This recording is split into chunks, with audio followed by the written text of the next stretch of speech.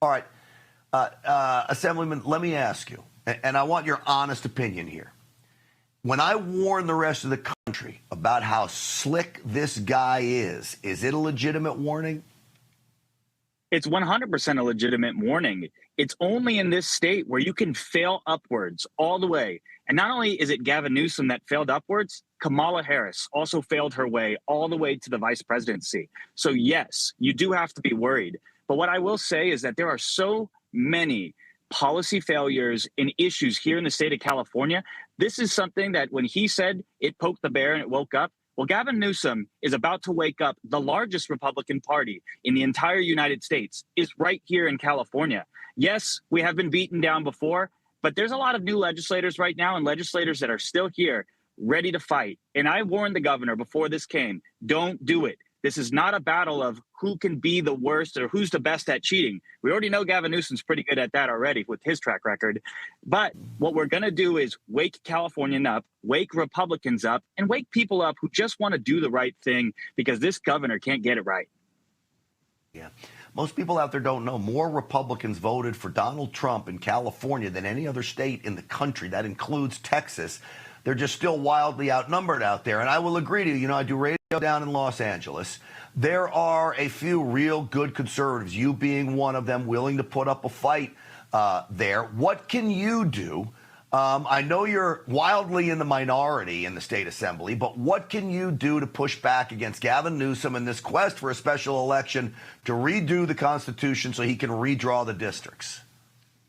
Well, as I've stated before, California conservatives are the front lines to combating crazy. And I am more than happy to take the arrows and start paving the way because this state is worth fighting for. So every action that we can do, we will do. And mainly, is that going to be education and exposure? Since we are a super minority in this state, then that's exactly what we're going to do. And I want people to realize that this is going to cost the state of California over $200 million. And Democrats have 100% control in this state. Look how fast that they moved when it came to playing a political game to spending over $200 million and putting a special election on the ballot to do redistricting, something nobody here in California is asking for. But what are they doing to take on the cost of living? What are they doing to take on utilities? What are they doing to take on insurance and the housing crisis here? Our average home in the state of California is over $800,000. That is an average mortgage of over $5,000. That is the average in California. And the governor wants to take on redistricting. If he wants to play politics with people, it's time that we listen to the people and actually start pushing back on this governor.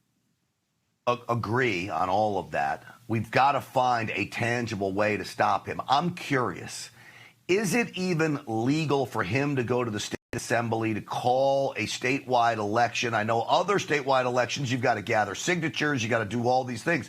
Does the legislature have that power? Are there any loopholes that we could use to hold this up in court and claim it's some illegal action that he's engaging in?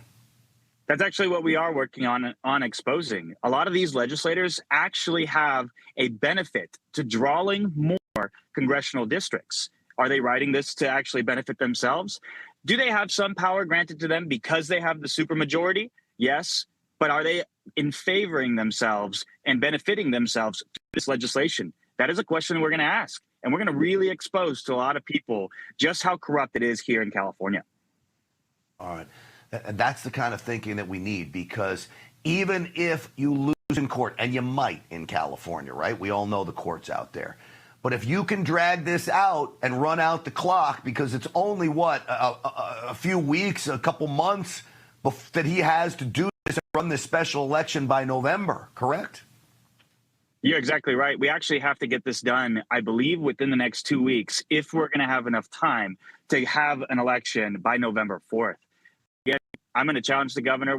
We here in California, again, he's woken up our bear, the Republican bear here, to actually really push back. So every single channel that we have, we still haven't even seen the proper maps, and yet they've opened for public comment. We haven't even seen anything other than the governor saying and placating that he's taken on this fight. So we're going to challenge him every single step of the way, and we're going to challenge this legislature. But I also challenge the other Californians that are listening right now to join us in this fight. If they want to fight for sanity here in California, if they're tired of being a California refugee, leaving this state, and they want to be a California rebel, they can join us in this as well.